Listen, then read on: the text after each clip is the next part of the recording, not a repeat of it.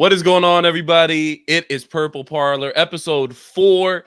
It is SK, Realistic Randy, Rap, all in the building, and we got some real interesting things to talk about just a week before, or less than a week before our first game. But we gotta hit you with the intro first. I say the same. I say the same. I say the same. Alright.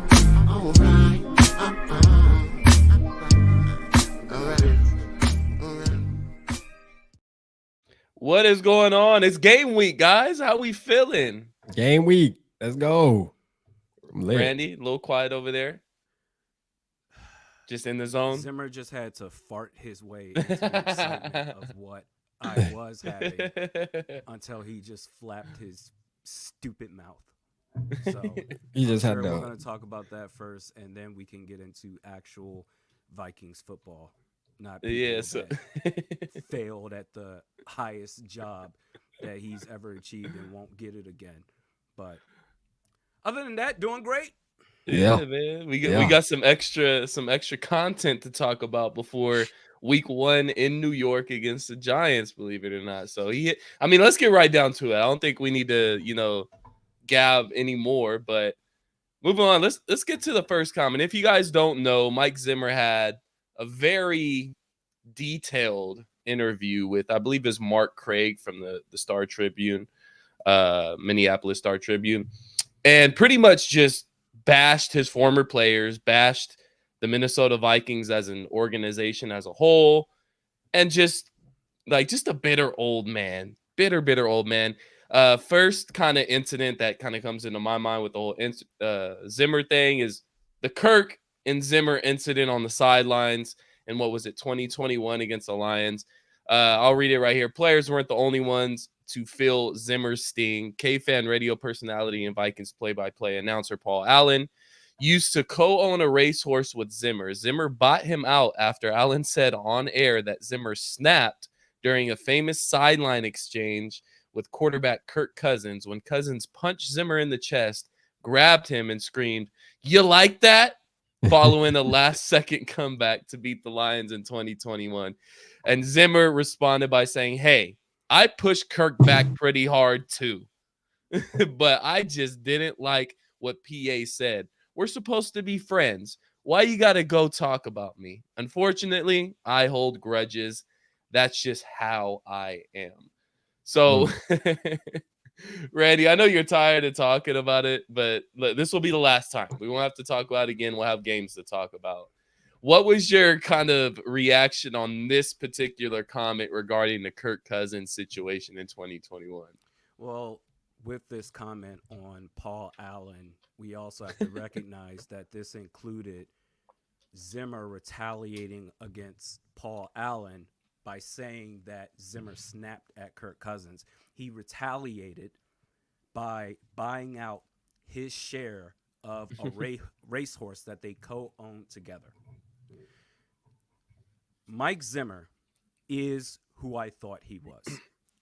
Mike Zimmer, it's really refreshing, I would say, that it makes me appreciate Brian Flores even more. Brian Flores had a Zimmer-like approach in Miami, and when it got brought out, it got covered during his time in Miami, but when it got brought out by Tua speaking on it, and it became this whole whirlwind of I guess, anti-Brian Flores takes, Flores was asked about it, and he exercised learning to where he said, hey, that experience over there in Miami, I'm using that as a learning experience so that I can figure out how I can get better, and I wish Tua all the best.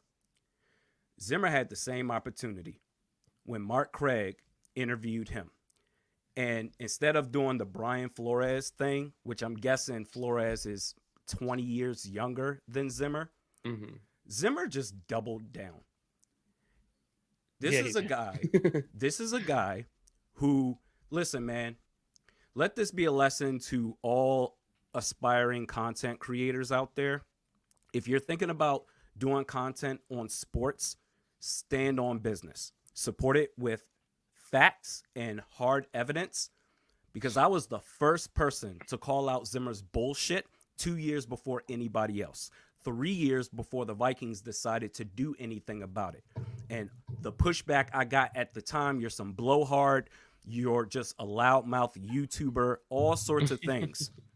But I stood on business, and guess what? I was right. No one wanted to call out the fact that you're a terrible communicator, which is the exact opposite from what you're supposed to have from a fucking head coach. Eric Kendricks, hey, he can do an about face now because that's the convenient thing to do. Yeah. But Eric Kendricks saying a fear-based organization, Chris Boyd talking smack. Do we remember Brian O'Neill when he talked about how, hey, I wish it'd be nice to get a hi or a hello from the head coach when I'm crossing paths with him in the hallway? All these players are saying everything that I was saying about him. And instead of just being like, hey, you know what? I learned from that. He doubled down. And then you retaliate against Paul Allen. Paul Allen is the nicest dude ever. If anything, the only thing you can criticize Paul Allen for is being too nice and acting like it's all well and good with the Vikings, especially when it's not. That's it. Outside of that, he's a good man. Yeah. Mike Zimmer is a clown. Mike Zimmer could never, his team almost always failed in big games, and his defense was ass the last few years that he was here, in part due to loyalty to aging players that weren't good anymore. I'm so sick of this dude. He's a pompous ass. He's a joke. He's a fraud. And I just want to move on, man, and talk Vikings football. You're never going to be a head coach against them. And if any team does do it, then you know what? Burn it all down to the ground, because that's what you do best. Yeah. Let's go, man. Randy, hey, listen, he spoke it for all of us, man. Fuck Zimmer. You know what I'm saying? That's what we're rocking with tonight, man. For sure. What's your thoughts on that initial comment regarding not just the Kirk Cousins situation? Because that was a big thing when that actually happened, because we kind of already knew what was going to be the end result. Zimmer was on his last leg. It was going to be his last season more than likely. Yeah. I mean, we wanted to know what the real story was behind that Kirk and Zimmer interaction. And yeah. I mean, we pretty much got it with what Zimmer said. I don't think there was a ton of context behind it. Yeah. But what's your feeling on that? Just certain comment on the Kirk Cousins situation. Man, that's the best play Kirk Cousins ever made as a Viking was punching Mike Zimmer in the damn chest. Nah, for real, man. Much respect, Kirk, man. You know what I mean? That was one of your best plays yet. But nah, like for real, I mean, listen, Zimmer, you either like Zimmer or you don't. And honestly, like Randy touched on, there is a lot of, you know, I noticed a lot of bad things, never came out and really talked about it because I leaned more towards supporting him more than anything because I didn't look too deep into it. Like, I guess I was blinded, shall I say. Like, there was things I didn't like about him, but obviously you could see the tension, especially towards the end. You know what I'm saying? And yeah, man, I mean, shit, man, like he got what he deserved, though. That's why they let his ass walk. You know, the players came out, probably started talking in the building, let him walk, and rightfully so. And I don't think he should be a head coach anymore either. I just don't think he's willing to change his ways either, man. I mean, he's old school, man. He gonna be who he gonna be, and that's just what it is, man. But fuck him. I'm like Randy, man. I'm ready to move on and stop. Like, how many quotes we got, SK? Because I know you wanted to bring up the whole conversation. All right, man. Well, let's get it. So moving just as a response by one of the other players, we got a couple responses. First one is from Chris Boyd. Your boy. My boy Chris Boyd saying, well, this was Zimmer's comment on Chris Boyd to begin with. Chris Boyd, ? He says something about me. I'm like, dude, you had more special team penalties than anyone I can remember. And as you can see, Chris Boyd shared this to, I think it was his Instagram, saying, damn, Zim, out of everybody on the team, I loved you. Still do. And it won't change. You believed in me, and I'm nothing but grateful for it. So, again, a guy that's younger, a guy that's still a player in this league, took the high road. Chris Boyd, which we're all familiar with Chris Boyd and how immature, I guess he could be. And he even took the high road on this. I still love you, Zim. You brought me into the league. Nothing's going to change, but damn, like, how are you going to talk to me like this? So again, Zim just showing it's not even old man syndrome. It's just more of an immaturity of him not being able to realize, look, man, it is what it is. I'm moved on. I'm coaching for the Dallas Cowboys now as their defensive coordinator. But he decided to take shots not only at the organization but at players. Let me see. I got another one as well here. Let me post this up. But just in my opinion, man, I was a Zimmer fan. Like, I was a guy that supported Zimmer damn near all the way to the end. I knew it was coming eventually, but it got to a certain point to where it's like, I can't even defend you anymore, Doug. Like, like the team's not performing. And again, like Randy said, it comes down to the communication aspect. If you're a head coach in this league, I don't care if you're an offensive-minded head coach. I don't care if you're a defensive-minded head coach. I don't care if you're a special teams coach. You got to have some communication with your players and with your GM, which it seemed like the last year or so, he just wasn't having any communication with Rick Spielman at all. Yeah, he walked out the room after drafting Kellen Mond and just ignored Spielman, your boss. And then, by the way, talking about communication, didn't communicate with your quarterback in meetings until the last year. Yeah. As a head coach, by the way. And saying just what you pretty much quoted. This is the actual quote here from Mark Craig. And again, this is off of the Purple Persuasion's Twitter page, saying when he picked Mond, this is Zimmer talking, when he picked Mond, I walked out of the room. I left the building. I didn't even want to talk to him on the phone. The two spoke the next morning. Rick said, "You mad at me?" I said, "Yeah, I think you took 4 backups when we had guys there I thought were starters."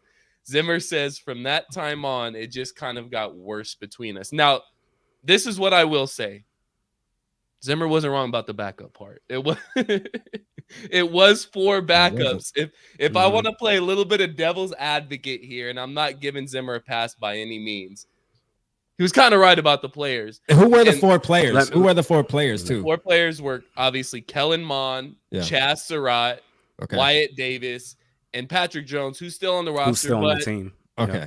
But is a backup. Yeah. So he wasn't necessarily wrong about those players. There's just a certain way you got to go about things, Zim. Like, you just got to take it on the chin. Every pick can't be your pick. I understand you're the head coach. You're the defensive guy, but there's a guy that's above you in your GM and Rick Spielman. And look, in my opinion, the Chaz Surratt pick was absolutely terrible. You picked a quarterback to play linebacker. Wyatt Davis, I was clamoring for. That obviously was, I think we all were. We're like, why are we picking Wyatt Davis in the 2nd round or at the end of the 1st round? That was a bad pick. And Patrick Jones was honestly the only decent pick out of those 4. So again, if we have to play a little bit of devil's advocate here, he wasn't necessarily wrong about the players that we drafted, but again, but he pick and chose who he wanted to kiss ass to and shame. For instance, you played devil's advocate. I'm gonna play angel's advocate here. Anthony Barr is the most overrated player in the history of this franchise, and you remember when there were trade rumors going around that the Vikings may entertain trading Anthony Barr. This man got up to the podium. We are not trading him. He's this and that. Kept playing him. The dude was mid. Xavier Rhodes should have been traded after 2018. That magic he had in 16 and 17 was gone in 18. And I was like, yo, you got to trade this dude. Kept him. Played him again in 2019. And that was the year he made the Pro Bowl. That's why the Pro Bowl is a joke. He was one of the worst corners in the league. Yeah. And then, all right, Kellen Mond's bad. But, bro, you trotted out Sean Mannion on that fucking football field. Don't talk to me about quarterbacks, bro. You put all your eggs shitting on Kyle Sloter every single chance that you got, saying that he needs to do this if he wants to make it on this team. And by the time that Kirk got COVID, there was no more hiding. behind Sean Mannion and saying, well, he brings leadership experience. He can help Kirk study the playbook. No. None of that politics bullshit. It's time for him to fucking play. Yeah. And what did he do? He shit the bed. That's your guy, Zim. Fine. Talk about Kellen Mond. He's bad. Sean Mannion, that's your guy. And he went out there and looked like ass. Kellen Mond probably would have looked better than Sean Mannion. He's unhinged. He is a whack job as a head coach. He's a clown.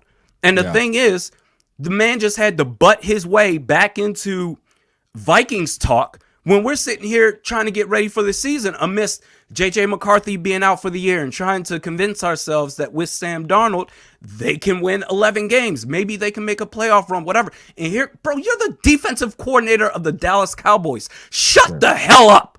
Yeah. The hell you doing talking about the Vikings for? He's a bum. He's a clown. It was really random. It was really, really random. It was random. Here's another player response. This is from Kellen Mond, and I'll raise my hand and say I was never a Kellen Mond fan. I was never on this Kellen Mond hype train. I'm not patting myself on the back or doing a victory lap, but I just never was on the guy's side like that. But speaking with former Vikings quarterback Kellen Mond, he had this to say in response to Mike Zimmer. I don't even know what our relationship was. Never spoke to him one time. The only coach I've ever had where his players and peers have zero respect for him. Zero. Yeah. I mean, these players are saying all this stuff, but no, they're all wrong. It's everybody else's fault.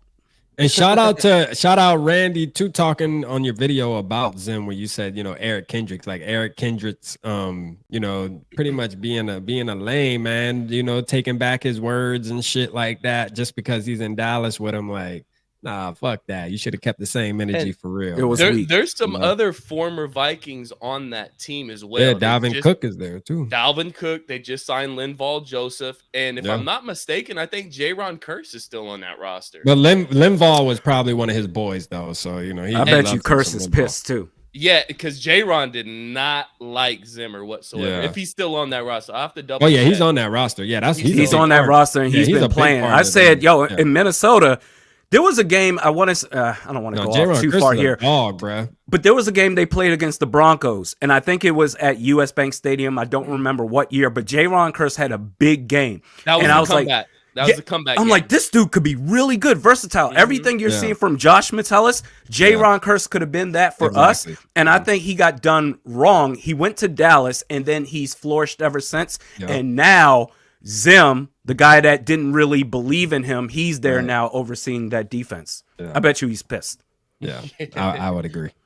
And this is the cherry on top. This will be the last quote that we actually go over regarding the Mike Zimmer thing, and then we're on to the season. We're talking Vikings. Yeah, because man, fuck Mike Zimmer, man. We got KOC, man. You know what I'm saying? This is the cherry on top for me. This is where it's like, yeah, I'm cool on you, Zim. He's that. So this is what he said. They asked me if I wanted to address the team. He says, I said, hell no. They got me fired. I didn't know I was supposed to go to HR and sign out or whatever. No one told me. I just got all my stuff, got in my truck, and left. And I can tell you I've not watched one Minnesota game since. Just a bitter bitch. He's like a bitter ex-girlfriend. That's just, I hate him. I hate his friends. It was all his fault. It's just them. Doesn't take any responsibility for the downfall. I know he does say something in there where, I know it wasn't everybody else's fault. I could take some blame for it. But everything else you said in this article. It was just something to say at the time when all he did was blame literally everybody in that piece by Mark Craig. Yeah. So again, Zimmer just on I don't know, man. It's one of those old senile things. We've seen guys in even Vikings Twitter where they get older and they just get old and senile and just spew just nonsense that makes no sense. And that's kind of what Zimmer did here. If you can't address the team that you coached for 8 years and that you had some pretty successful years with some really talented players that went out there and put their bodies on the line for you, and you can't even address them after you got fired, that's that's a joke. Like, you're a joke at that point. Like, Hey, I will say this though. Think about this. What if Spillman actually let Zimmer do what he wanted to do in 2017 or 2018, shall I say, like going into the 2018 season? You know, what our chances of going to the Super Bowl would they have been there? Because they weren't there once we got Kirk Cousins. But I think if Zimmer, because you know Zimmer was mad about that pickup too, just felt like we spent too much money on a guy like Kirk. And we should have boosted it. We should have spent it on the defensive side of the ball, being that we already had the formula. We got to the NFC Championship game; it was working, and you know, Spillman wanted to interfere and do that. This is not me praising Zimmer. I'm just saying, what if? You know what I mean? Like, what if? Would he have been a Super Bowl winning head coach at that point if we would have let him kind of do it in 2018? No, man. Yeah, this is one area where I would agree with Zimmer, to where we were having double-digit win seasons with other quarterbacks, with Case Keenum, with Teddy Bridgewater. Now, obviously, the move to go after Kirk Cousins, I think that was the right move, because we obviously seen the route of all of our other options at quarterback after that, whether it had been Teddy Bridgewater, whether it had been Case Keenum, or if we went out there and just grabbed a journeyman quarterback, or even did Sam Bradford again. Who knows? But I kind of got to agree with him on the point of we didn't necessarily need to go out there and get Kirk Cousins, because we had a really good team that was getting double-digit wins, you know, majority of the time. Playoffs every other year. We kind of get, that's kind of Zimmer's forte. But that's one point where I might agree with Zimmer a little bit, to where he felt like, look, let's just keep doing this formula of building a great team and having a quarterback that just doesn't turn the ball over, and that's cheap, and then just keep riding this train. So I can't necessarily blame him for that. But again, it goes back to how you handle yourself and how you carry yourself, is not only as a NFL head coach, but as a man. Like, you're a grown man acting like this, and you're a grown man saying these things. What has it been? 3 years, right? 3-4 years since you got fired. So, I mean, you're late to the party, dude. Like, you could have said this a long time ago when it was still relevant. It's not relevant anymore. We moved on. I feel like most of us, if not all of us, are glad that Kevin O'Connell is the coach and that it's somewhat of an upgrade from Zimmer. So, again, man, just like he needs to move on, we're going to move on. Yeah, let's move on, man. It's starting. It's feeling like the beginning of the off season or some shit, man. Can we talk? Can we talk about the Giants? We got a game coming up, man. Yeah. So week 1, we're headed to the Big Apple to face the New York Giants and Mr. Danny Dimes, Daniel Jones.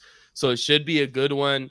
Hey, man, we're what, 6 days? Yeah, 6 days away from kickoff. How are we feeling? What's our kind of notion going into this game? Are we confident? Go ahead, Randy. Are we worried? Cook. I feel like this is like a must-win game, like for the season. You can't lose to Daniel Jones, bro. Daniel Jones is ass. And after that 2022 year where he had his only couple of good games that year against us, and the Giants went ahead and awarded him an $82 million guaranteed contract for 2 years. Yeah. I said, oh man, they're idiots for this. This is a bad quarterback, and the Giants know that he's a bad quarterback. They have buyer's remorse right now. They have a ton of talent on that roster, but you can't lose to him.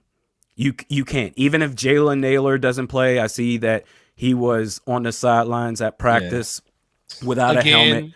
Again. And you know what? Even if Sam Darnold stinks and this becomes a QB mid-off, I'm going to trust that the Vikings are going to get it done, because every game counts, but especially when it gets tight in the NFC race. Let's say you are trying to fight your way for a wild card spot. You cannot have a loss against the Giants be a deciding factor there. Like, I think this is for the season. You lose this game, then it's like, oh, bro, come on. I know it may be hot take-ish. Randy going week 1. This for the season. You can't. This is a layup. I know it's any given Sunday, but as far as the other teams you have to face, considering the schedule you have, you must win this game. Yeah, I, you I definitely wouldn't have to win. I wouldn't call it a layup necessarily. And I'm not worried about the offense or the Giants offense. I'm worried about Dexter Lawrence and the Giants defensive line. Yeah, their That defensive line that can stacked. lose you a game. Yeah, That can lose, especially with how weak we're looking on the interior offensive line.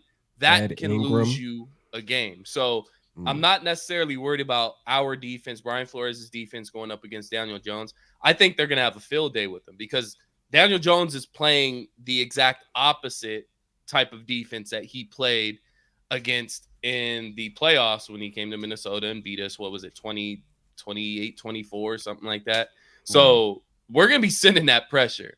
And Daniel Mhm. Jones isn't very good against pressure. We're going to be getting after it. We got the pass rushers for it. And we all know B-Flow's defense. He's going to send some blitzers. So Yeah. I'm not necessarily worried about our defense. I am worried about our interior offensive line against Dexter Lawrence and those boys, though. Me too. Because not only do they have Dexter Lawrence, they have Thibodeau. They picked up Brian Burns. I mean, listen, bro, They got their Brian D- Burns. Yeah, they traded for Brian bro. Burns. Hey, their D line is crazy, dog. Like Yeah. that's one. And then I was doing a show. Shout out my boy TP, man. We did a show the other night. I think it was yesterday, maybe. But we were talking about it and just kind of going down the list of what we have, what they have, and I'm gonna tell you, man, their D line is what stuck out to me. I think in every other category we squeak out. Like we have a little more talent there. Maybe they have linebackers a little bit. But man, their D line, man, just outperform. I mean, that's the thing that worries me too, man. Is the pressure up the middle? Like, are they gonna be able to get Sam Darnold flustered and make him panic the whole game? And that's why we need to run the football, bruh. Yeah. Like we need a play action, run the football. We have to control the clock. We can't be dropping Sam Darnold back 30 plus times, man. It's gonna get ugly. Like for real. We're gonna be curb stomping Sam Darnold after that game. I promise you. So I expect a lot of. We're talking about run game. I'm not expecting any dives or anything up the middle of our offensive line. We're going to be seeing a whole lot of stretch. We're going to be seeing a whole lot of tosses to Aaron Jones. Let's hit those edges. Let's work those those edge rushers and Brian Burns and Thibodeau. Get them running, and then kind of keep them off balance to where they can't pin their ears back and get after Sam Darnold. Which, I mean, if we're kind of matching them up, the strong suit or the strong part of this offensive line is our tackles. So it all depends on what defense they're throwing out there. They could very well throw Thibodeau and throw Brian Burns in the inside and rush from the inside, but those guys are a little more slight. They're not necessarily the size of what we used to do with Daniil Hunter, where he's big, he's strong, he can work with those guards. So they probably won't do that because their speed rushers are speed rushers. They're not power rushers. So I don't expect that necessarily. So we have strength against strength when it comes to our tackles versus their edge rushers. But that interior defensive line is no joke, and it starts with Dexter Lawrence. So I expect to see this running game. We're going to hit the edges a lot. We're going to see a lot of tosses. We're going to be seeing a lot of stretch runs, outside zones. We're going to be seeing a lot of that type of stuff. So I wouldn't be surprised, man. I also wouldn't be surprised if this offense goes out there and puts up 30-plus points, and we look really good.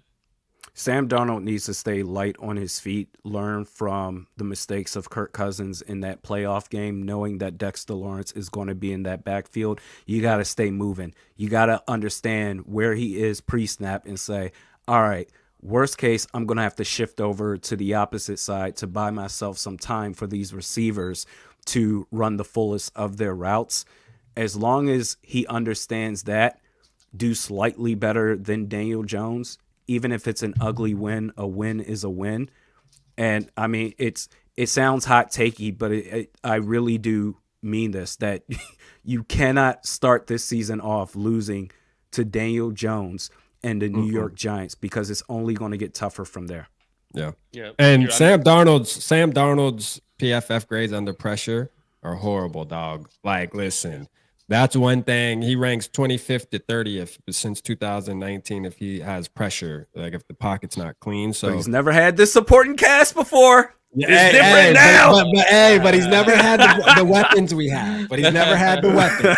He's never had the weapons. You know what I'm saying? Hey, me and you on the same page with that, right? You know, I hate that shit. Every time we get a fucking player. We never had the weapons, man. Stop it. There's a such thing as somebody just not being good at football, bro. Like, I don't give a fuck where you put him. You know what I'm saying? Like, well, like Sean Mannion, for example. You know. Oh, let's not get started on Sean Mannion. Randy's favorite guy, his favorite quarterback. You guys have the nerve to compare him to Nick Mullins, but anyways, we ain't even gonna get on the Nick Mullins shit again. I won't do my victory lap, but R.I.P. Jaron Hall's career. But anyways, if we got some, you're throwing slick shots. Hey, I'm just saying QB3. And they retired his number quick. You know what I'm saying? And giving it to they gave it to somebody that's actually going to make a difference on this football team this year. I agree. SK, man, you better pray to your stars that Sam Darnold stays healthy. Right. And he doesn't suck ass enough to get benched. Because if we see Nick Mullins, me and Randy gonna be on your top. We see Nick Mullins, and we know what the results are gonna be. Exactly. We'll be there. And that's the thing, is we know what the results are going to be. It's like we don't have to see Sam Darnold. We kind of have this, uncertainty still in the air. Because he's never had weapons like this before, right? And we have to wait until Sunday. So there's still uncertainty there with Sam Darnold. But Nick Mullins, if he got to enter the game, we know what's gonna happen. You know what I mean? Nick there we Mullins, go, Randy. Let's go. If we want to bring up PFF scores, I guarantee you Nick Mullins is better under pressure than Sam Darnold is. Well, shit. So are you suggesting we should start Nick Mullins? Start him. It's Mullins season, baby. He should be QB1. Is that what you're saying right now? Okay. But I will say this, and we'll stop it with the Mullins talk. Darnold is the better quarterback than Mullins, but it's not by a lot. Listen, I was making an argument. How y'all feel about this? Because when I was on the Giants channel with my boy TP last night, I was saying this, and there was a lot of people in the building, man. Appreciate everybody that came over there and support. We took over their chat too, so that was lit. I was saying that Sam Darnold and Daniel Jones, there isn't much of a difference either, though, bro. Like there really isn't. Facts. Like if you look at those two quarterbacks, bro, like it ain't like there's a huge gap there. They're kind of in the same boat. So I mean, shit, that's a good thing, to be honest. I would take Sam Darnold over Daniel Jones, though. I will say that. I would too. I would take Sam Darnold. Me too. Daniel. I would too. Yeah, I would too. I mean, I wouldn't want neither of them, but it's like, okay, so Daniel Jones has that stupid look on his face that Eli Manning always used to have. But Eli Manning actually won football games and won Super Bowls, obviously. So now he's just got a stupid looking face now. So that's what Daniel Jones. I don't know if it's a giant thing, a giant quarterback thing, but he just has a stupid punchable face. Yeah. But hey, Darnold can easily outduel Daniel Jones, man. Like for sure. Think so. I don't think it's gonna be that because he's never had a team like this. He's never had the weapons we've had, man. Never had the weapons like he has now. For sure, we got the weapons now. We'll see. I'm excited though, man. Football is here, man. Let's fucking get it. Absolutely. And before we get out of here in a little bit, we're actually I'm gonna bring up some spreads of some other games, mainly NFC North games, and we're gonna play with those a little bit, not too long, but probably give about 5 or 10 minutes to the rest of the league at the end of our show. But who's your guys' X factor from the Giants and from the Vikings going into this game? Who would be the X factor that could win or lose this game? Go ahead, Randy. You want me to go first? Go first. I got to think about it. Yeah, so my X factor is definitely going to be Aaron Jones. Like for us, that would win the game. I think Aaron Jones needs to have a good game. And what I mean by a good game, I'm going to say at least a touchdown.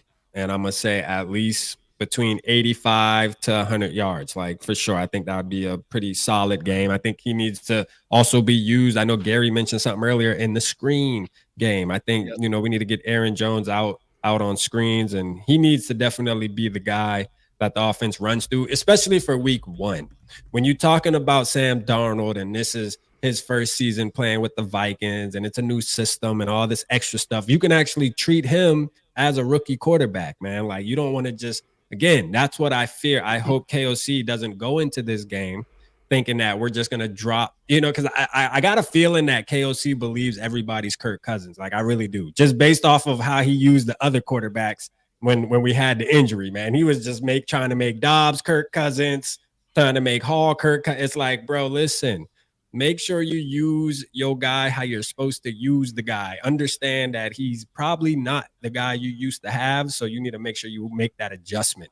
And what does that mean? That means use other X factors on your team. I think Aaron Jones needs to be that guy. For them, I believe it's going to be Dexter Lawrence, like it always is when we play them. Yep. I'm not worried about their wide receivers, neighbors. He's still unproven. He's a rookie. Yes, could he be like similar to a Justin Jefferson? Yeah, it's a possibility. Is it likely? No. But there's a possibility, right? He can come out and ball. But if you want to talk about evidence-based, I would say Dexter Lawrence, because he always gives us issues when we play him. So why I don't see Sunday really being any different. I think we're going to definitely have to neutralize him to have a successful game, for sure. Yeah. I'm not going to say a player, but a coach, Brian Flores. Okay. Yeah, I was going to say. I think you have to put Daniel Jones in his place. And against the run, we saw in the preseason how worrisome that can be, albeit the starters weren't playing, but you need to limit the effect of the run that they're going to have with Devin Singletary. And as long as you can do that, just minimize the damage defensively against their offense, because we have to prepare for the possibility of Sam Darnold looking like Sam Darnold. The whole, well, he's never had a cast like this before is true. And maybe he will go off, but we have to prepare for the possibility that maybe he just stinks and he's been a journeyman for a reason. So if that is the case, you may have to escape out of New York, or Jersey rather, with a ugly, ugly win. And to do that, you're going to need a stellar defensive performance. So I think it's Brian Flores. Yeah, I like it. I like kind it. of stole my answer there. That I had some. That was nice. That was nice. I would go with B-Flow too. Get pressure on Daniel Jones. We know that's his weakness, and he's going to look a whole lot different than when he looked in U.S. Bank Stadium in the playoffs a couple years ago. So I would be right there along with you. Brian Flores is the X factor for this entire game. You draw up a great scheme, which I have no doubt that he will.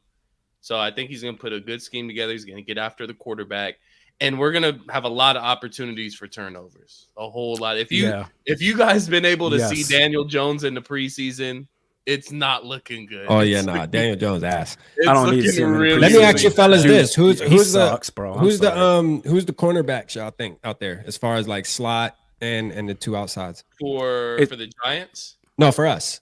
Who do you think? Obviously Gilmore, but Murphy's inside. Yeah, Murphy's got it. And then you think they're gonna put Shaq outside? Yeah. Yep. It's funny because Murphy went from like the follow, like quote unquote, just shut down corner, but he's not a shut down corner, but he can follow inside or outside. Tell you what, with Shaq and Gilmore, nah, bro, you're a slot guy only now. Yeah, we're good. And he's gonna flourish. He's gonna be the Byron Murphy that I was begging for to join the Vikings because of that. Now that pressure is off of him, you know what I mean? Because again, I've talked about this with Byron Murphy, him being a vet like he is, and he's not the oldest vet, but he still is considered a vet on our team because we tend to always have to go into seasons for the past couple of years with rookies or motherfuckers that only played 1 year, you know what I mean? And look, man, the cornerback position, man, if you got guys that have experience, man, it's always going to outweigh you starting out with a rookie, unless the rookie is just a generational type. You're talking your Sauce Gardners, your Stingleys. But if you're just getting guys in the 4th, 5th round, there's a possibility they turn out good. But usually those guys take time to develop, and it puts pressure on the guys like the veterans, like Harrison Smith, for example. I'm sure Harrison Smith, and he said it today, matter of fact, this actually goes with my point, because I seen something where he was talking to a reporter at practice, and he said he's locked in more than he's ever been, and he's ready to go full force. And one of the main keys is probably because he knows now he has some veteran cornerbacks where he doesn't have to be a coach player at the same time while he's on the field. He can just play free now, and he knows he can depend on his veteran cornerbacks to know their assignment. Because if you remember, going back to when we brought in, RIP Jeff Gladney and the Dantzler, that's when it all started, when Harrison Smith had to kind of be a coach. Like after every play, he was talking to the young guys, hey, make sure you hear it. And it probably was draining him, bro. Even though he still performed well, it took away from him being able to be who he really is. And I think this year we're gonna really get to see not only Harrison but Byron. They're gonna turn up for sure. Yeah, and this very well might be Harrison Smith's last year. Yeah. And I mean, chances are, if we're putting money on it, if I had to put money on it, it probably is Harrison Smith's last season. I would say so. Would you guys say that? Would you say I mean, I could probably see one more year, but I'm gonna say this. I guess it depends on how this season plays out. I think if we were to get close, like let's just say hypothetically we get close. Let's say we make it to the NFC Championship game or something like that. That would probably make him want to say, man, we got to run this shit back one more time, especially that we got the quarterback coming in next year. Or if Sam Darnold, let's just say, or if Sam Darnold does ball and they say, hey, man, we might got something here, that might persuade him to maybe run it back one more time. But again, if we just have a regular season where we win 7 games, 8 games or something, miss the playoffs, yeah, it's over with. Yeah, it's over with. A little farewell tour, possibly. Yeah. But let's get some shout outs in. We haven't got to those yet. Mary Fist tapping in as always. Mary, appreciate you so much. Yes. Thank you. Love Mary. Papa Gary tapping in. What's going on, Papa Gary? We'll be seeing you in 2 weeks, my guy. Yeah. At Skull Fest. It's going to be a fun one. One. Skull Mafia, another Skull Fest attendee. Our guy tapping in. Barber 1975 tapping in. Thank you. Up. Let's go. Our guys. Delton, as always, all these familiar Delton. Hi. Love it. What's going on? Hey, Delton be rocking out with the gang, man. Hey, he supports he all over the platforms with many content creators, man. And he hold it down in the chat, man, when we on enemy lines for sure. Yes, he does. Gotta appreciate you, man. Appreciate you, Delton. We got Luft tapping in. Luft. Dave, what's going on? What's going on, Luft? Had to finish in time to make it. Thanks for popping in, Rap, and everyone here. Appreciate it. Thank you. Appreciate you, man. Appreciate you, my guy. Yeah, for sure. And then we have Adam. Adam, big supporter over here. Man, one of the guys that's making Skullfest happen. Nice. Appreciate you, Adam. Yeah. Mark Phil tapping in. Thank you for tapping in, Mark. Let's go. Mark. Gus. Got Gus tapping in with us. Gus, what's happening? Gus Bus. What's up, Gus Bus? And then we have, let me see. I know we got a couple more. Skull Diesel tapping in. King Kong's been saying King Kong in the motherfucking house all Let's show. Go. So we got to give King Kong some love. Shout out King Kong in the building. King Kong is in the motherfucking house. If you guys didn't know already. Let me see who else we got in here. Vision tapping in. Thank you for tapping in, Vision. Let's go. Let me see who else. Derek Johnson. What's going on, Derek? Yeah, I see Derek in here often as well. Yeah, man. And nephew's in the stream. JJ Vikings. JJ. Nephew. Right on, man. What's going on, man? He'll be there at Skullfest as well. He just let us know, I think this morning or the day before. He texted us this morning. Flying out. He's landing Friday afternoon, I think. So he'll be out there Friday afternoon. If you guys want to get your autograph from JJ. Yeah. Take advantage of it. I'm telling you, better get your autograph now. I got mine. Minnesota Twins 28 tapping in. Thank you. And then George Blunt tapping in. What's up, George? Let's go, Blunt? George. Thank you. Julian Barbier. Yeah, it's Barbier. Right? Shout out Julian in the building. Julian, thanks for tapping in, Julian. Joker Nation tapping in with us. Let's go. Thank you, What's happening? Davey tapping in. My guy. What's going on, Davey? Davey Chain, and he had to take the name off. You know what I'm saying? AKA. Oh yeah, that's Davey Chains. That's AKA Davey Chains. Oh man. Shit! 6 Shooter Nation tapping in. Thank you for tapping in. 6 Shooter, and then Cup of Joe Mama. Cup of Joe Mama. Let's go, man. Cup of Joe Mama. Okay, that we might have to put that name up in the rafters with My Worthless Opinion and some other names for sure. Yeah. We don't see Too Evil. Too Evil's not in there today. Not yet. I'm sure he'll tap in later. Angel Dunt Sr., thank you for tapping in, guys. And Skull Diesel tapping in. 3 of my favorite guys. Hope y'all's Labor Day was all good. Yeah, I worked today. Appreciate it. It's all good. Yeah, hope you guys' Labor Day is good. I was chilling, man. I didn't do no labor. Let me stop. I mowed the grass. So I had to do a little bit of labor. Jim and also mowed the lawn. Yeah. Seth tapping in. Thank you, Seth. And then Olsen's. Thank you for tapping in. Let's go, man. Let me give all y'all a Ric Flair, man. Let's go, man. I'll give y'all the Ric Flair tonight, man. You know what I mean? Shout out to chat, man. Let's go. Yeah, appreciate you guys for tapping in, man. We always love the interaction. So let's get our predictions. You guys want to do your predictions for the league games, or you guys want to do the Vikings game first? Let's do the league games first, and then we'll save the Vikings. All right. So first game up, Thursday night game, NFL kickoff. The Ravens travel to Kansas City to play the Kansas City Chiefs. Let me pull up the spread on that game real quick because, you know, you get a little spicy with the spreads. I like doing the spread. So I'm assuming that KC would be the favorite in that one, which they are by 3. So Kansas City's favorite by just 3 home field. points. Yeah, pretty much just home field advantage. Who you guys got in the Ravens-Chiefs season opener? Chiefs. Defending champs. Right? Go ahead. No, go ahead, Randy. Well, I mean, why the Chiefs? Well, the Ravens, they played Kansas City in the playoffs last year, and that was a big letdown for them, and that was at home.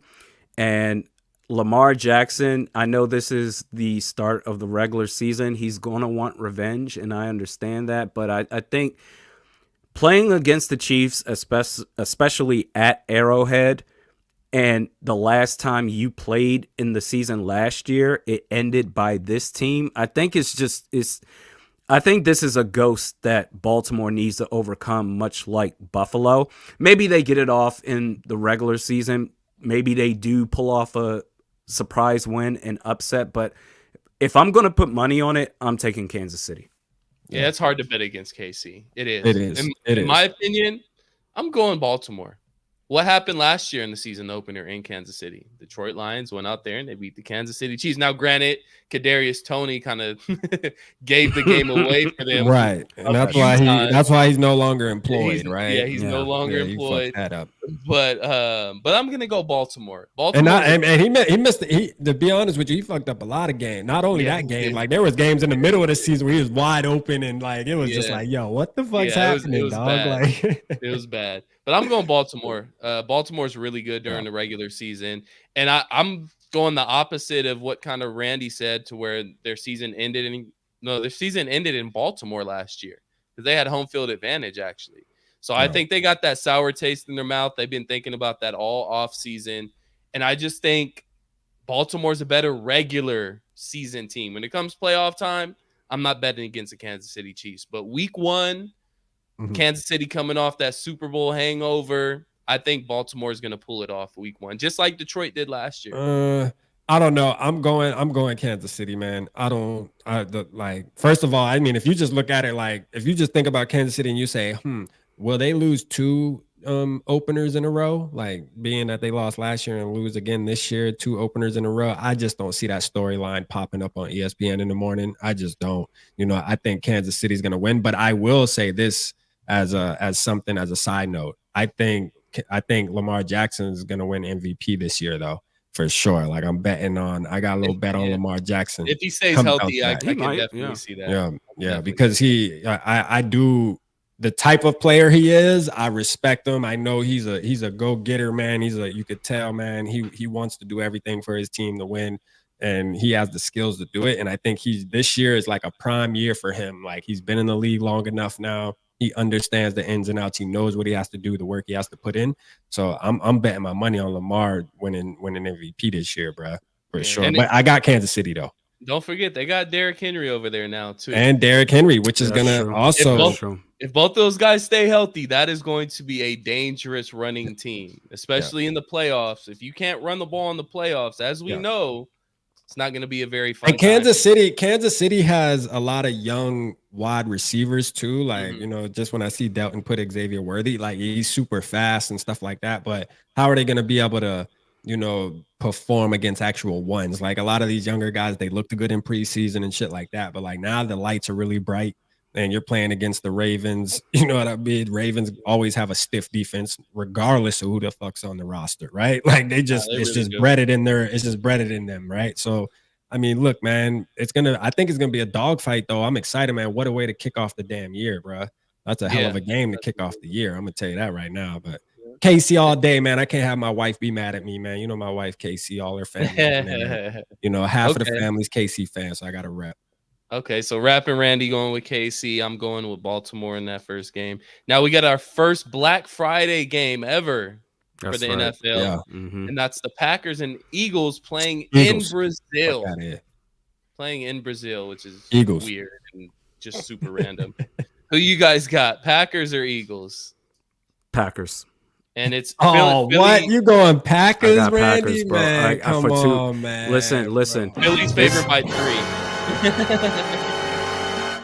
The way that both teams finished the second half of the season were polar opposites. The Eagles were so god awful that it didn't surprise me that they went one and done in the playoffs.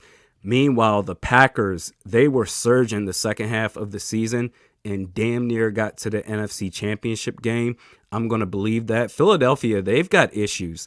I think Jalen Hurts had an identity crisis after losing the Super Bowl and just their offense kind of regressed. That I'm going to take the trajectory of Green Bay going into that game. I think they're going to be better prepared, even with the younger quarterback or technically he's not even. They might be the same age. Yeah, it's just this was his second year, or this is going to be his second year being the starter. But I think Matt LaFleur is going to have them boys ready. Yeah, I agree with you. Green Bay, and I wouldn't be surprised. I wouldn't be surprised if it's a blowout. Yo, what's up with you guys, facts, bro? Facts. Nah, man. This isn't necessarily about Green Bay. This is about Philadelphia. Like, I have no confidence in Philadelphia being that good this season. I think they're going to drop off. And I think Green Bay, I hate to say it, as much as I hate to say it, Green Bay should. You should. Both of you guys should feel yuck inside right now. You guys should feel disgusting. I would feel yuck if I picked the damn Eagles too. I hate the Eagles just as much. But I just think the Packers have a better team than the Eagles. The Eagles have a questionable secondary outside of Darius. Their whole defense sucks. James Bradbury is out for the first 4 to 6 games of the season, I believe, with his injury. Their only strength on their team is their defensive line, and at times that's questionable. Yep. So I think Green Bay might run them off the field. And on top of that, Philadelphia, the Eagles do not want to go to Brazil. They've made that very clear on interviews. Darius Slade just did an interview and was like, I have no idea why they have us going to Brazil. I don't want to go. I told my family to play on some kind of soccer field. Yeah, like they want no business going to Brazil and playing out there. We're about to play some football.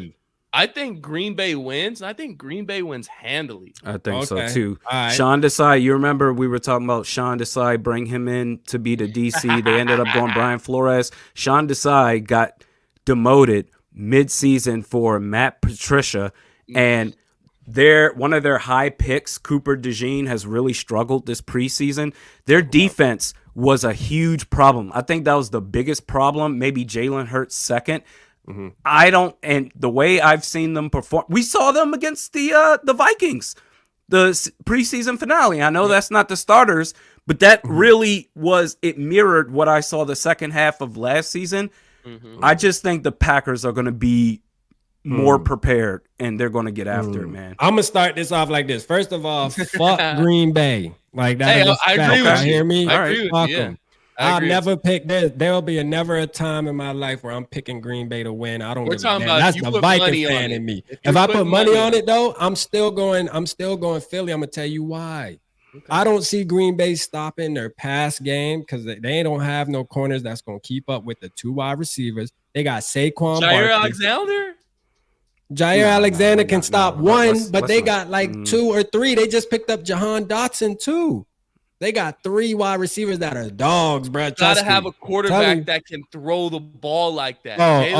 Hurts can throw now. Let's not do that. Hurts isn't gonna sling it like that. His confidence fell I'm not off, here man. to boost the Eagles up or nothing, right? You know what I mean? But I will say, going against Green Bay, like to me, I just think their team's outpowered. I mean, y'all say their defense isn't that good, man, but I'm thinking about that D line with Jalen Carter.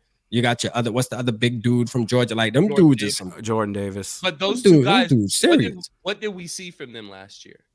Bro, Jalen Carter. No, they were good. And well, Jordan Davis is a Jordan rotational. Davis was not a kinda rotational. He's like a sub package guy because of his weight and everything. But their D line is really good. But that's all they got.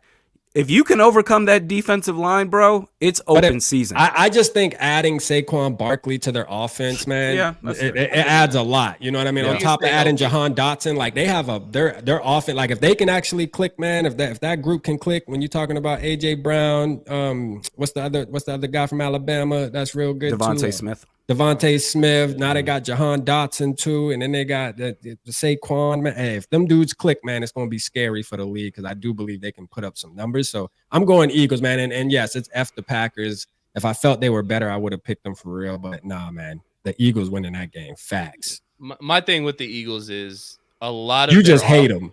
SK really hates the Eagles. You feel I hate me? both of these teams. But the thing is that a lot of where the Eagles offense came from and how they extended drives was that dumbass QB push. Yeah. They don't have Jason Kelce anymore. Yeah. Jason Kelce was the linchpin of that. That's true. They don't have Jason Kelce there anymore, not just for that play, but just in general as a leader on that football team and in the locker room. We talk about this all the time with guys like CJ Ham and Harrison Smith, guys that are just leaders in the locker room, that it's just far more valuable than just what you get on the field. Jason Kelce was one of those guys for the Philadelphia Eagles, and they're going to hurt by not having him there in the locker room and on the field. They're not going to be able to do that stupid little QB push shit anymore. I guarantee you. And that I just don't think the Packers got better. I don't think they got better this offseason, if you ask me. I mean, who'd they pick up? Josh Jacobs. They picked up I think they picked up a couple defensive players. They re-signed Kenny Clark. But where that was big. I don't see Kenny where Clark the Eagles got so much better either. They did sign Devin White. I'll give them that. But Devin White at the end of his career, they traded for Jahan Dotson, which what have we really seen Jahan Dotson do in this league that makes it so, oh my God, they got Jahan Dotson. Oh, he's talented though now. He's definitely talented. Everybody's talented in the NFL. No. Jahan Dotson he got some plays on tape, bro. He got some plays on tape. And the thing is, Jason Kelce, more than a leader, was an absolute beast, especially on those pulls and those sneak blocks. He would lay guys out. He's not there anymore. Their new center, Cam Jurgens, welcome to the league moment. You're going up against Kenny Clark. Yep. Yeah. And you got Lane Johnson at the end of his career too. So I think the Eagles are on a downward, not spiral necessarily, but both of these teams are kind of going in the opposite direction. And again, as much as I hate to say it, Green Bay's got, I think, the youngest team in the league, if I'm not mistaken. And they're kind of they're rising right now, unfortunately. I hate to say it, but it'd be a good game. I got the Packers big in this game. I think it's big. You got them big? Wow. I think they win by at least 7. Yeah. I think at least a touchdown, maybe more. Yeah, so it's good because let's make sure we keep we keep track of it. Yeah, let's keep track. Are you writing this down, SK? I'll write it down. Just write down like who we all picked. And we're not gonna do all the games week 1. We're just doing ones that are kind of Let's related. just do NFC. Let's just do like NFC or a couple NFC. We'll do Collins Blazing 5. How about that? Yeah, the NFC games that matters to us, because at the end of the day, the playoff race is going to be NFC for us. So moving to Sunday morning or Sunday afternoon, depending on where you're watching the games, the Tennessee Titans go to Soldier Field and face Caleb Williams in his first start against the Bears. Bears are 4-point favorites. Who we got in that game? Bears. Easy. Man, I mean, bro, like, what's going on here, man? Like, I mean, are we like? Look at the take. Will Levis and Tajay Spears and like way past his prime. D Hopkins. Yo, what's happening, bro? What's happening? The NFC North has gotten better all around. That's what's happened. Most definitely. I don't see how they're gonna put them as 4-point favorites against a team that, to me, I feel like is they not horrible. The Titans, man, they're traveling to Nashville. No, they're going to Randy, like, let me watch. Yeah, you doing too much rap. You doing too much. You You're reaching, my guy. we're not about to sit here and clap for the Titans right now, man. Yeah, you're reaching. We can't do this. We talk about the Titans now. You know what I'm saying? Yeah. Like, hey, bro, it's the Titans now. They going to Nashville. Like, I mean, shit, Will bro, Levis is that guy or what? Yeah, you know, like, hey, they got some veterans out there. Jeffrey Simmons. I mean, I'm just saying, bro. Like, they think shit gonna be easy. I don't think so, man. I think the real question is does Chicago cover? They're 4-point favorites at home. Do they cover? Yeah. I think if they win, if they're gonna win the game, then they better damn cover it. I think they'll win by a touchdown. I think they can win by a touchdown. I do think the Bears can win this game. I think they will win this game for sure. I'm with you guys. Yeah, I'm just trying to, it hurts me, bro. Like, don't do NFC. Listen, I said do NFC games. Quit including the Bears, Packers, and Lions, though, bro. Because like it we know your answer already. Is that why? Yeah, man. Like, you know what I'm saying. But no, in reality, though, I do. Yeah, Titans. Like, they're going to be competing for a title. I tried to sell Randy on theItans, man. He shot me down real quick. Man. I think Chicago wins, but I don't think they cover. I think it's a really close game. Yeah. Again, I hate to say it, Caleb Williams is going to be decent in the league. I'm not going to give him good or great just yet. He's going to be decent. He's going to be better than any other Chicago quarterback that they've had in a long time. I'll give him that, which isn't saying much. He might have the best triple threat of receivers in the league. When you think of the top three guys, I mean, with Rome Odunze, DJ Moore, and Keenan Allen. Yeah. Like, I think, yeah. Keelan Allen washed, in my opinion. He ain't gonna do shit. He ain't gonna do what? Shit. He's not gonna do shit. Wash? You want to say he's on the downslope of his career? Fine, but washed? Hold up, did he put up 200 yards on us last year? Yes. That was last year or the year before? I thought that was last year. No, that was last year. I'm pretty sure to start the season, too. Yeah. Fuck Keenan Allen. He had 108 catches last year. First of all, 1,200 yards, 7 touchdowns. Roma He's washed. Is a rookie. I'm not putting no bread on Roma. I'll agree with you there, Rap. I'll agree with you. No, that's fine. No, don't skip over what you just did. No. Go back. Put it in reverse. Keenan Allen's washed. I ain't scared of Keenan Allen, man. Man, nah, he might be all right, man. All right, he might be all right. So okay, Titans and Keenan Allen. I'm just checking the temperature. You know what I mean? I gotta make sure this. Titans on the rise. Keenan Allen's washed. Yeah. I've seen it all now. Oh man, I gotta be the mediator here. I be the mediator. Rap is wilding right now with these. Yeah, I'm wilding. All right, next game we're gonna go over is let's see, Broncos at the Seahawks. Hold on, did you pick? Oh, you picked the Bears, right? I picked the Bears. I picked the Bears too. Okay. Yeah, I don't think they cover. All right, so we all three got the Bears. All right. Yeah, I think it's a close game. They won't win because of Keenan Allen. I promise you that. Watch him get the game-winning touchdown. Watch him get like 300 yards and shit. Like we're gonna be back on next Monday. Like he'll be tapping the desk. Like, Rap, what's going on, man? Yeah, exactly. Yeah, we're gonna circle back around to this next Monday. We will circle back around to this. So yeah, Broncos travel to Seattle, and I put the Broncos in there because I hate Sean Payton, and I'm not gonna pick the Broncos. I'm just telling you that right now. So Denver goes to Seattle, and I think is that 2 years in a row that they play Seattle week 1? So they go to Seattle. Seattle's favored by 6 points. Who we taking? Seattle. Rap? Mm-hmm. I'm taking Seattle all day. Do they cover? Sure. 6 points? Was it 6? Yes. 6. Yeah. Yes. And okay.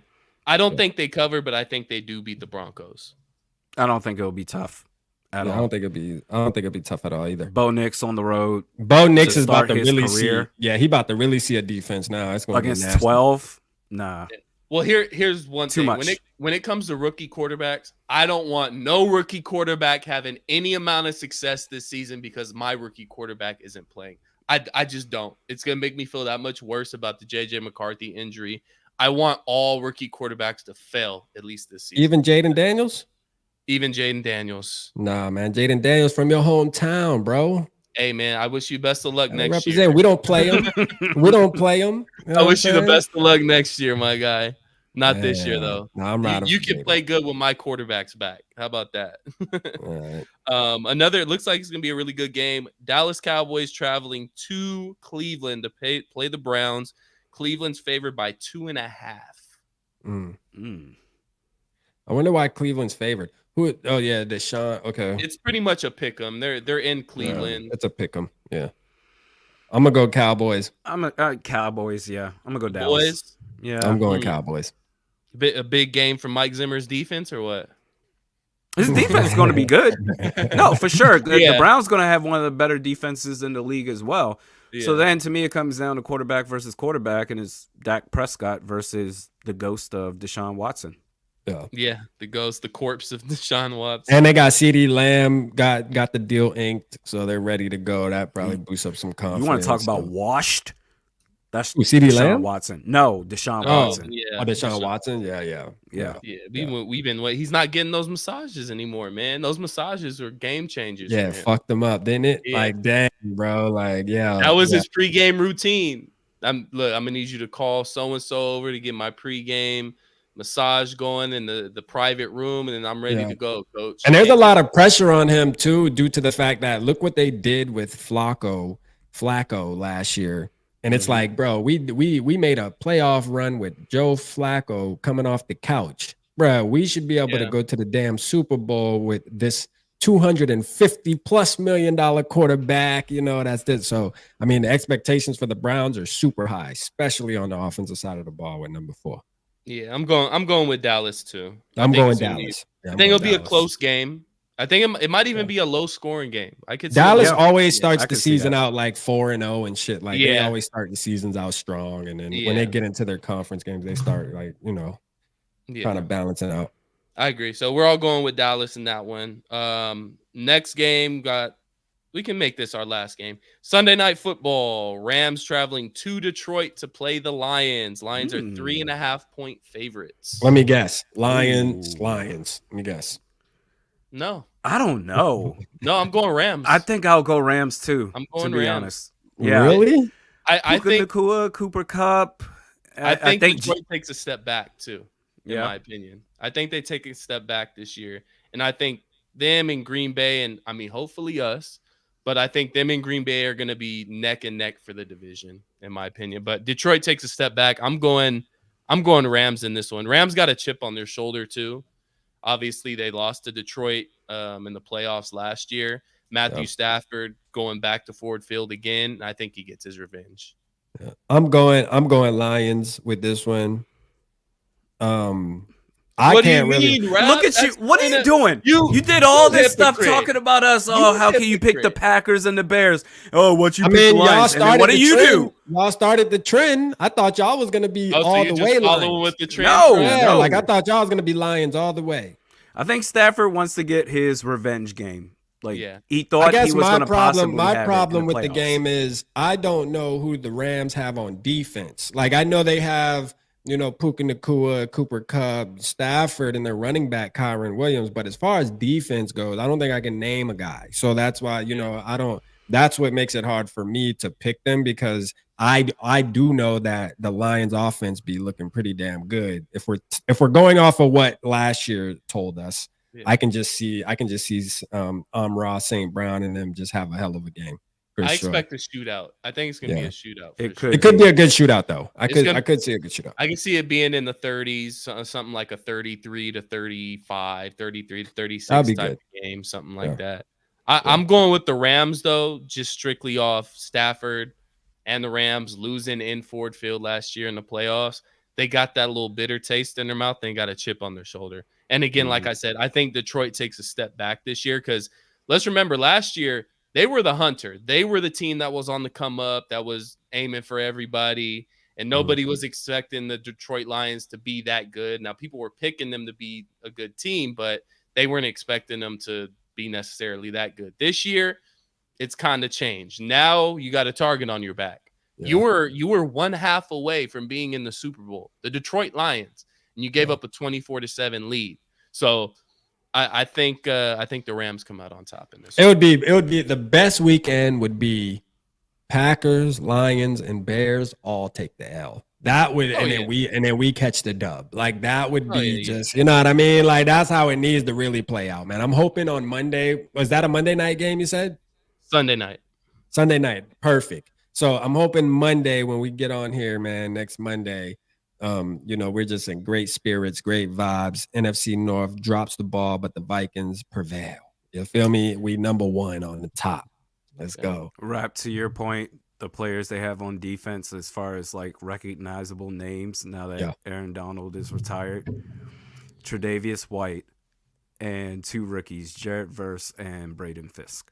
Okay. I like Verse and Fisk. That's actually a really good pickup. Yeah. They played together too, so they have chemistry, but I don't think it's enough.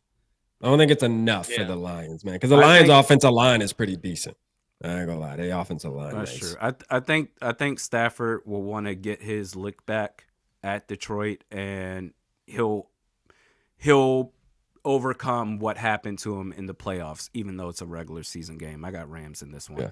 That'll be a good game though, man. There's some damn good football coming on this starting Thursday, man. So George, and you're right. That would definitely set the table for Skullfest. Every NFC North team except for the Vikings lose, bro. Like, Skullfest. So that's gonna crank it up. That's gonna crank the gas up for sure. All right, that brings us to our grand finale, the game we've all been waiting for. The actual game that we actually give a fuck about. Like, Minnesota Vikings traveling to the New York Giants. Minnesota actually favored by 1.5 on the road. Who we got, guys? And real quick, that's 4. That means, just so y'all know, chat, that means we're favored by 4. Let's just keep that there. You know what I mean? I had to make that clear. Yep. Give me Vikings. They win this game in a nasty one, 17-14. I could see it. That sounds about right. What about you, Rap? I have us winning 24-17. I have us winning by, a touchdown. I think we can put up 24 on them, and I think we can hold them to under 20. Like I had this thing in my head where I say the Vikings defense needs to try to hold teams under 20. We'll say 21 for the majority of the season to be competitive. You don't want to put too much pressure on our offense having to score more than 21, 23, 24 points. So, I think if we can kind of stay in that range, we can win a lot of football games. So 24-17, man, we walk out of there with a victory. It is going to be nasty. I think it still will come down in Vikings fashion where it's 24-17 and the Giants are fucking marching downfield. You know what I mean? There's 5 seconds left on the clock and they're on the 5-yard line. You know what I mean? There's just one more opportunity for a fucking pass to go to the end zone or something. You know what I mean? So we'll see. See, I got it as it's going to be tied 14-14 all down to the wire. And then Will Reichert hits. Let's go. Yep, and breaks the curse. Go. Okay. I mean, I know it's a regular season game, week 1. I understand, but the tone, high pressure on the road. You need this in order to escape with a victory. Sets the tone for your season. Will Reichert wins it for us. I like it. I'm not opposed. I could see that. I'm kind of feeling about the same as Randy. It's going to be in the teens. It's going to be a low-scoring game, a defensive battle per se. But I say Vikings come out on top. I'm going to say 20-16. 20-16. Okay. Yeah, 20-16. 20-16. Okay. I think it's like one of those weird.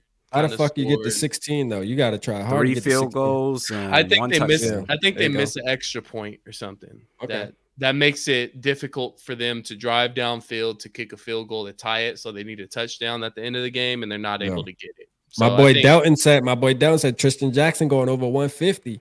Hey, look, I'll invite Naylor you. might not play. Hey, real quick. Yeah, I was about to say that real quick before we get out of here, though. Like, hey, if Naylor's not playing, does that mean Tristan Jackson season?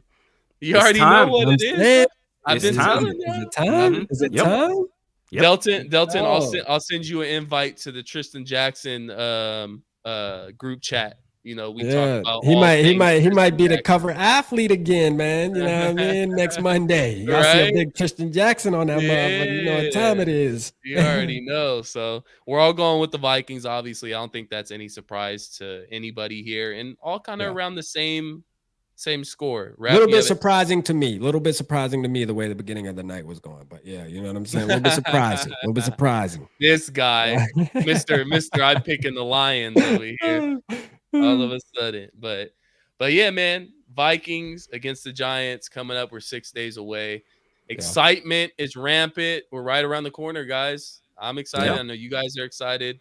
Yeah, man. And we'll definitely go back over these picks that we had next week and see how right we are.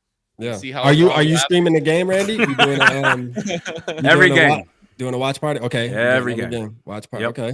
Lit. Make sure I tap in with the broski over there. Tap in with Randy. He'll be doing the live stream during the game. So I don't think, Rap, you're not doing week one. I usually don't. I might do a couple this year, man. Honestly, like I might do it just the prime time ones, man. I think I'm gonna dedicate to those. Maybe take it with the peoples, man. It is fun. You know what I mean? It's still up in the air. Like I was thinking about doing it for week one, but I don't know, man. Every time I want to do it, it's like I'd rather just wait till it's over with and talk my shit. Go live. Yeah, me and Rap were doing all the primetime games last year. Right. It was fun though. It was fun. It was fun. So I might definitely lock into the primetime games, even maybe a couple of the 4 o'clock ones that we have. So we'll see. I'm definitely gonna do some though, so I can promise the chat that, man. We will do some watch parties this year. Just not like Randy every game. Absolutely. But again, guys, thank you for tapping in. As always, there's another fun show.